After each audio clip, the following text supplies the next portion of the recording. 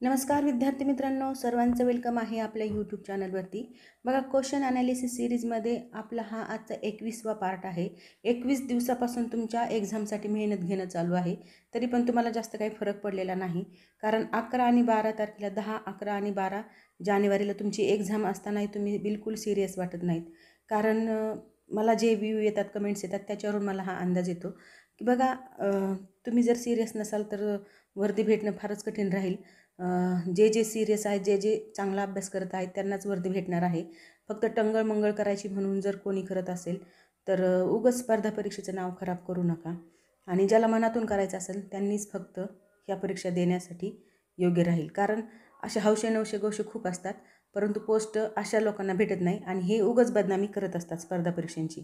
त्यामध्ये मग सगळ्याच क्षेत्रातल्या आल्या, MPSC असो, कंबाईन असो किंवा पोलीस भरती असो, सरळ सेवेची असो, कोणतेही, याच्यामध्ये भरपूर असे कॅन्डिडेट्स आहेत की ते फक्त हौशे नवशे गवशे आहेत. त्यामुळे यांच्यामुळे फक्त हे बाकीचे एक्झाम सगळ्या काय बदनाम होत आहेत. त्यामुळे जे सिरियसली अभ्यास करणार आहेत त्यांनी सिरियसलीच चालू राहू द्या, कारण खूप जवळ आलेली आहे एक्झाम. आणि जर तुम्हाला फायदा करून घ्यायचा असेल, वर्दी मिळवायची असेल, तर अशा प्रकारे कंटिन्युटी असली पाहिजे तुमच्यामध्ये. तर बघा, असो, ज्यांना करायचं आहे ते करतीलच. बघा, आजचा पहिला क्वेश्चन आहे, कोणत्या राज्यातील केन बेतवा नदी जोड प्रकल्पाचे भूमिपूजन पंतप्रधान नरेंद्र मोदी यांच्या हस्ते करण्यात आले आहे? तर ह्याचं करेक्ट आन्सर आहे ए ऑप्शन, मध्य प्रदेश. केन बेतवा नदी जोड प्रकल्प हा भारतातील पहिला नदी जोड प्रकल्प आहे, ज्याचा उद्देश काय तर मध्य प्रदेश आणि उत्तर प्रदेशमधील पाण्याची कमतरता दूर करणे आणि पाण्याचा वापर व्यवस्थित करणे. तर बघा, अशा प्रकारे हा नदी जोड प्रकल्प आहे. तर बघा, दुसरा प्रश्न आहे आपला, देशातील पहिला डिजिटल म्युझियम अभय प्रभावना कोणत्या राज्यात स्थापन करण्यात आला आहे? तर ह्याचं करेक्ट आन्सर आहे महाराष्ट्र राज्य, म्हणजेच डी ऑप्शन आपलं करेक्ट आहे. महाराष्ट्रातील नागपूर येथे हा डिजिटल म्युझियम स्थापन करण्यात आला आहे, जो डिजिटल तंत्रज्ञानाचा वापर करून अभयारण्याच्या महत्त्वाची माहिती देणार आहे. तर बघा, पुढचा प्रश्न आहे, 86वी सिनियर राष्ट्रीय बॅडमिंटन चॅम्पियनशिप 2024 स्पर्धेचे आयोजन कोठे करण्यात आले आहे? तर ह्याचं करेक्ट आन्सर आहे डी ऑप्शन, बंगळूर. तर बंगळुरू हे भारतातील बॅडमिंटन खेळासाठी प्रसिद्ध ठिकाण आहे आणि राष्ट्रीय पातळीवरील देखील महत्त्वाच्या स्पर्धाचे आयोजन येथे होत असतं. तर नेक्स्ट क्वेश्चन पाहूया आता, न्यायमूर्ती गुहानाथन नरेंद्र यांची कोणत्या उच्च न्यायालयाच्या मुख्य न्यायाधीशपदी नियुक्ती करण्यात आली आहे? तर ह्याचं करेक्ट आन्सर आहे सी ऑप्शन, उत्तराखंड. तर न्यायमूर्ती गुहानाथन नरेंद्र यांची उत्तराखंड राज्याच्या उच्च न्यायालयाचे मुख्य न्यायाधीश म्हणून नियुक्ती झाली आहे, ज्यामुळे न्यायव्यवस्थेत मोठे योगदान यांचं आहे. तसंच पुढचा प्रश्न आहे, महिला कबड्डी वर्ल्ड कप 2025चे आयोजन कोणत्या देशात करण्यात येणार आहे? तर ह्याचं करेक्ट आन्सर आहे ए ऑप्शन, भारत. तर बघा, भारतात महिला कबड्डी वर्ल्ड कप 2025चे आयोजन होणार असून यामुळे महिलांच्या कबड्डीमध्ये किंवा महिलांच्या कबड्डी खेळास मोठी चालना मिळणार आहे. तसंच पुढचा प्रश्न पाहूया, भारताच्या पहिल्या बायो बिटुमेन राष्ट्रीय महामार्गाचे उद्घाटन कोणत्या राज्यात करण्यात आलेले आहे? तर ह्याचे करेक्ट आन्सर आहे डी ऑप्शन, महाराष्ट्र. कारण बायो बिटुमेन तंत्रज्ञानाचा वापर करून हा महामार्ग तयार करण्यात आला असून तो कसा आहे तर तो पर्यावरणपूरक असा हा महामार्ग आहे आणि तो आपल्या राज्यात म्हणजेच महाराष्ट्र राज्यात आहे. नेक्स्ट क्वेश्चन पाहूया, कोणत्या मंत्रालयाद्वारे जागृती ॲप आणि जागृती डॅशबोर्ड लॉन्च करण्यात आले आहे? तर ह्याचं करेक्ट आन्सर आहे मिनिस्ट्री ऑफ कन्झ्युमर अफेअर्स, म्हणजेच सेकंड ऑप्शन आपलं करेक्ट आहे. ग्राहकांच्या समस्यांचे निराकरण आणि त्यांच्या हक्काबद्दल जनजागृती करण्यासाठी हे ॲप आणि हे डॅशबोर्ड लॉन्च करण्यात आलेलं आहे. तर मिनिस्ट्री ऑफ कन्झ्युमर असं त्याचं आन्सर आहे. तसंच पुढचा प्रश्न पाहूया, वीर बाल दिन कधी साजरा करण्यात येतो? तर वीर बाल दिन हा 27 डिसेंबरला सेलिब्रेट केला जातो, म्हणजेच डी ऑप्शन आपलं करेक्ट आहे. वीर बाल दिन 27 डिसेंबर रोजी साजरा केला जातो, कारण हा दिवस साहिबजादे गुरु गोविंद सिंग यांचे जे पुत्र होते यांच्या बलिदानाच्या स्मरणार्थ पंतप्रधान नरेंद्र मोदी यांनी हा बालदिन घोषित केलेला आहे. तसंच पुढचा प्रश्न आहे, सुनामी या जपानी शब्दातील सु आणि नामी म्हणजे काय? तर ह्याचं करेक्ट आन्सर आहे बंदर लाट, म्हणजेच थर्ड ऑप्शन आपलं करेक्ट आहे. सु म्हणजे बंदर आणि नामी म्हणजे लाट, म्हणजे सुनामीचा अर्थ होतो बंदराला लागणाऱ्या मोठ्या मोठ्या लाटा किंवा बंदर लाट, अशा प्रकारे त्याचं मिनिंग होतं. पुढचा प्रश्न आहे आपला, पुढीलपैकी कोणते विधान किंवा कोणती विधाने योग्य आहेत? तर बघा विधान काय दिलं आहे, मालवण जवळील खांदेरी बेटावर सिंधुदुर्ग हा किल्ला आहे आणि दुसरा एलिफंटा लेणी उंदेरी बेटावर आढळतात. तर ह्याचं करेक्ट आन्सर आहे अ आणि ब दोन्ही अयोग्य, म्हणजेच 4 नंबरचा पर्याय करेक्ट आहे. आता दोन्ही अयोग्य काय आहे, तर सिंधुदुर्ग किल्ला मालवणजवळील खांदेरी बेटावर नसून कोणत्या बेटावर आहे, तर हा अरबी समुद्रात आहे, अरबी समुद्रात. आणि तसंच एलिफंटा लेणी उंदेरी बेटावर नाही, तर ती मुंबईजवळील घारापुरी बेटावर आहे. ही उंदेरी बेटावर नसून कुठे आहे, तर घारापुरी बेटावर. यामुळे हे दोन्ही चुकीचे सेंटेन्स आहेत. तसंच पुढचा प्रश्न पाहूया आता, दख्खनच्या पठारावरील भूगर्भीय हालचालींचे डॅश डॅश हे पुरावे आहेत. तर ह्याचं करेक्ट आन्सर आहे गरम पाण्याचे झरे, म्हणजेच थर्ड ऑप्शन आपलं करेक्ट आहे. दख्खनच्या पठारावर मोठ्या प्रमाणात गरम पाण्याचे झरे आढळतात, जे भूगर्भीय हालचालींचा आपल्याला पुरावा देतात. बघा पुढचा प्रश्न आहे, महाराष्ट्रातील खालील जिल्ह्यापैकी कोणत्या जिल्हा जालना जिल्ह्याच्या लगत शेजारी जिल्हा नाही? तर नाही असं विचारले, म्हणजेच आपलं करेक्ट आन्सर आहे 4 नंबरचा ऑप्शन हिंगोली हा जिल्हा जालना जिल्ह्याच्या शेजारी नाही. जालना जिल्ह्याला बीड, परभणी, औरंगाबाद हे जिल्हे लागून आहेत, परंतु हिंगोली हा जिल्हा नाही. तसंच पुढचा प्रश्न पाहूया, महाराष्ट्राच्या ईशान्य सीमेलगत डॅश डॅश टेकड्या पसरल्या आहेत. तर महाराष्ट्राचा ईशान्य सीमेचा भाग कोणता आहे तो पण आपल्याला माहिती असणं गरजेचं आहे. तर बघा हा आहे महाराष्ट्र, ही आहे पूर्व बाजू, ही आहे पश्चिम बाजू, ही आहे दक्षिण, ही आहे उत्तर, ही वायव्य आणि ही ईशान्य, ही आग्नेय आणि ही आहे नैऋत्य. अशा प्रकारे हे 8 दिशा महाराष्ट्राच्या पाहून घ्या. आणि आपल्याला काय विचारले, महाराष्ट्राच्या ईशान्य सीमेलगत कोणत्या टेकड्या आहेत? तर म्हणजेच ह्या इथे महाराष्ट्राच्या ईशान्य सीमेलगत दरेकसा टेकड्या आहेत, म्हणजेच फर्स्ट ऑप्शन आपलं करेक्ट आहे. आता हे चिरोली कुठे आहेत, तर हे गडचिरोलीमध्ये आहेत. गाविलगड, भामरागड देखील गडचिरोलीमध्येच आहेत.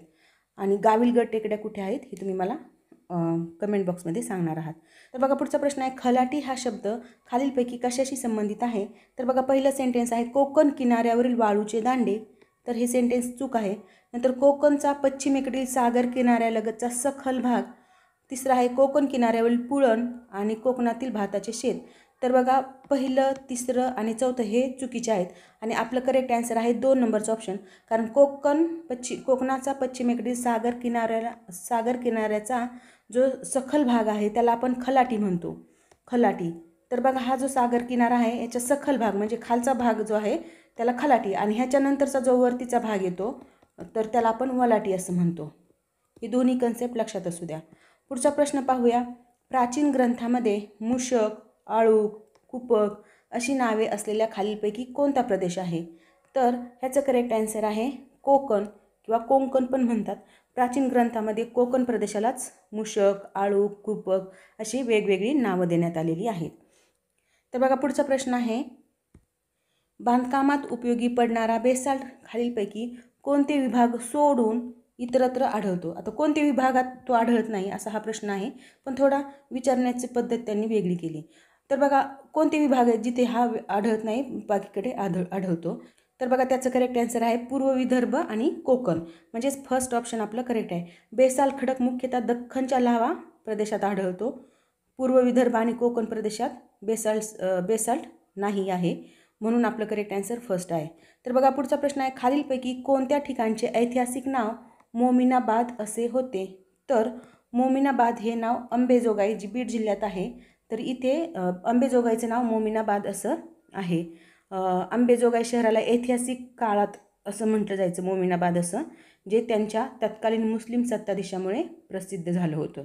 तर बघा पुढचा प्रश्न आहे आपला, 1927 साली डॉक्टर आंबेडकरांच्या अध्यक्षतेखाली स्थापन झालेल्या या संस्थेच्या कार्यक्रमामध्ये दलित व दलितेतरांमध्ये सहभोजनाचा समावेश होता. तर कोणता कार्यक्रम आहे तो? तर त्याचं करेक्ट आन्सर आहे समाज समता संघ. तर बघा डॉक्टर बाबासाहेब आंबेडकर यांनी 1927मध्ये दलितांच्या हक्कासाठी या परिषदेची स्थापना केली आणि सहभोजन व समानतेचा प्रसार केला. समाज समता संघाची स्थापना लक्षात असू द्या 1927. पुढचा प्रश्न पाहूया, पुण्याच्या सार्वजनिक सभेने मांडलेल्या स्वागत समारंभाचा प्रस्ताव स्वीकारल्यास डॅश डॅश यांनी नकार दिला. तर कोणी नकार दिला होता? तर सर जेम्स फर्ग्युसन, म्हणजे सेकंड ऑप्शन आपलं करेक्ट आहे. सर जेम्स फर्ग्युसन यांनी पुण्यातील स्वागत समारंभासाठी दिलेल्या प्रस्तावाला नकार दिला होता. कारण काय होतं? त्यांच्या धोरणामुळे स्थानिक जनतेस असंतोष होता, त्यामुळे अशा प्रकारे त्यांनी नकार दिला होता. पुढचा प्रश्न पाहूया. खालीलपैकी कोणत्या सुधारकांनी विधवेशी किंवा विधवाशी विवाह केले? तर बघा, ह्याचं करेक्ट आन्सर आहे विष्णुशास्त्री पंडित आणि धोंडो केशव कर्वे. विष्णुशास्त्री पंडित आणि धोंडो केशव कर्वे, म्हणजे अ आणि ड असणारं ऑप्शन आपलं 4 नंबरचा पर्याय करेक्ट आहे. विष्णुशास्त्री पंडित यांनी विधवेशी विवाह केला आणि विधवांच्या पुनर्विवाहासाठी देखील पुढाकार घेतला. तसंच धोंडो केशव कर्वे यांनीही विधवेशी विवाह केला आणि विधवा शिक्षणासाठी त्यांनी स्वतःचं आयुष्य वाहून घेतलं किंवा त्यांच्यासाठी काम केलं. तर अशा प्रकारे हे 2 महान व्यक्ती आपल्याला समाजसुधारकामध्ये दिसून येतात, ज्यांनी विधवांचं जीवन सुधारलं. तर बघा, पुढचा प्रश्न आहे आपला. हिंदू महासभेच्या व्यासपीठावरून अस्पृश्यता निर्मूलनासाठी प्रचार कोण करीत असे? तर ह्याचं करेक्ट आन्सर आहे लाला लजपत राय व मदन मोहन मालवीय, म्हणजेच फर्स्ट ऑप्शन आपलं करेक्ट आहे. अस्पृश्यता निर्मूलनासाठी लाला लजपत राय व मदन मोहन मालवीय यांनी हिंदू महासभेच्या व्यासपीठाचा उपयोग केला. ते दोघेही समाज सुधारणा चळवळीचे महत्त्वाचे नेते होते, म्हणून आपलं ऑप्शन फर्स्ट करेक्ट आहे. पुढचा प्रश्न पाहूया. स्वतंत्र मजूर पक्षाची स्थापना कोणी केली? तर बघा, इथं प्रश्नातच एक ॲन्सर पण दिले. स्वतंत्र मजूर पक्षाची स्थापना कधी झालेली? 1936ला. आणि ती कोणी केली? तर त्याचं करेक्ट ॲन्सर आहे डॉक्टर B.R. आंबेडकर, म्हणजेच फोर्थ ऑप्शन आपलं करेक्ट आहे. डॉक्टर बाबासाहेब आंबेडकर यांनी 1936मध्ये श्रमिकांच्या आणि मजुरांच्या अधिकारासाठी स्वतंत्र मजूर पक्षाची स्थापना केली होती.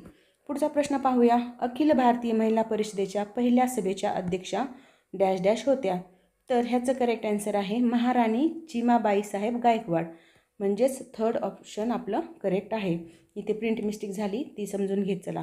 महाराणी चिमाबाई साहेब गायकवाड या अखिल भारतीय महिला परिषदेच्या पहिल्या सभेच्या अध्यक्ष होत्या, ज्यांनी स्त्रियांच्या अधिकारासाठी मोठे योगदान दिले होते. तर बघा, पुढचा प्रश्न आहे. पुढीलपैकी कोणती संघटना स्त्रियासाठी प्रथम उभारली होती? तर ह्याचं करेक्ट आन्सर आहे भारत स्त्री महामंडळ, म्हणजेच 4 नंबरचा पर्याय आपला करेक्ट आहे. तर बघा, भारत स्त्री महामंडळ ही स्त्रियांसाठी उभारलेली पहिली संघटना होती, जी 19व्या शतकात स्त्रियांच्या शिक्षण व सशक्तीकरणासाठी कार्य करीत होती. तर बघा मित्रांनो, अशा प्रकारे आपण इथे खूप डिटेलमध्ये क्वेश्चन आणि त्याचं ॲनालिसिस पाहतो. हे खूप इम्पॉर्टंट आहे तुमच्यासाठी आणि अशाच प्रकारचे प्रश्न तुम्हाला एक्झाममध्ये दिसणार आहेत.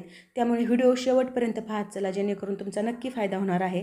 आणि इतकं डिटेलमध्ये ॲनालिसिस तुम्हाला फ्री ऑफ कॉस्ट कुठेही भेटणार नाही, जे की फक्त आपल्या यूट्यूब चॅनलवर भेटतं. जर तुम्हाला अशा प्रकारचे क्वेश्चन ॲनालिसिस सिरीजचं जर बॅच घ्यायची म्हणलं तर 2-2, 3-3 हजार तुम्हाला मोजावे लागतात. आता आम्ही स्वतःही तेच करून बसलेलो आहे, म्हणून तुम्हाला सांगते की एवढं फ्री ऑफ कॉस्ट कुठेच भेटणार नाही. आणि आम्ही हे का मेहनत घेतो आहे किंवा का करतो आहे, तर आजही आम्ही पण ग्रामीण भागातलेच आहोत.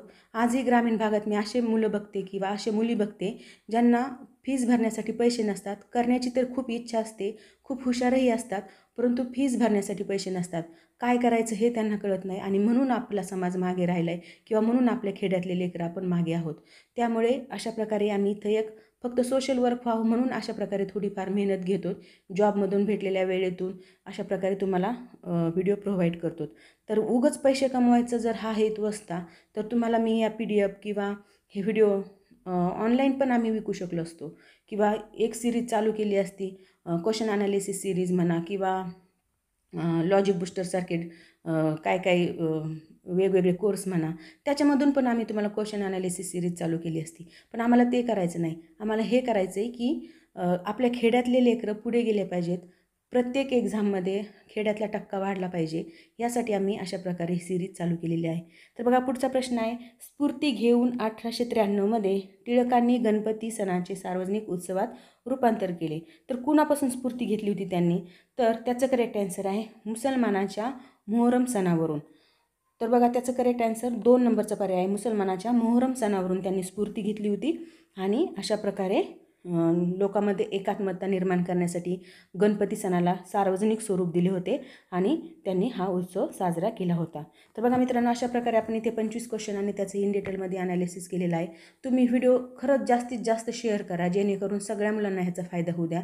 आणि अजूनही तुम्ही बघा, MPSCचं जे माहोल आहे किंवा MPSCचं जे मार्केट आहे त्याच्यामध्ये क्वेश्चन ॲनालिसिस सिरीज बघण्यासाठी किंवा क्वेश्चन ॲनालिसिसचं लॉजिक बुस्टरसारखे कोर्स विकत घेण्यासाठी आजही 2-2, 3-3 हजार रुपये मुलांना मोजावे लागतात, जे की आपण इथं तुमच्यासाठी फक्त ग्रामीण भागातल्या मुलांसाठी इथे आपण फ्री ऑफ कॉस्ट असे सिरीज चालू केलेले आहे. आणि इतकं मेहनत घेऊन तुमच्यासाठी इथे व्हिडिओ बनवले जात आहेत. तुम्ही फक्त एकच करा की होता होईल तेवढं लाईक देत चला आणि जास्तीत जास्त मित्रांना तुमच्या शेअर करा. तेवढा एक फायदा करू शकता. बाकीचं तर तुमच्याकडून दुसरी काही अपेक्षा नाही आहे. आणि जास्तीत जास्त तुम्ही अभ्यास करा. ग्रामीण भागातली मुलं पुढे आली पाहिजेत, प्रत्येकांना पोस्ट भेटली पाहिजे, या हेतूने आपण हे ते चालू केलेलं आहे. तर हा व्हिडिओ आवडला असेल तर नक्की लाईक करा, शेअर करा आणि आपल्या चॅनलला सबस्क्राईब. ग्रामीण भागातल्या मुलांना जिंकू द्या. थँक्यू.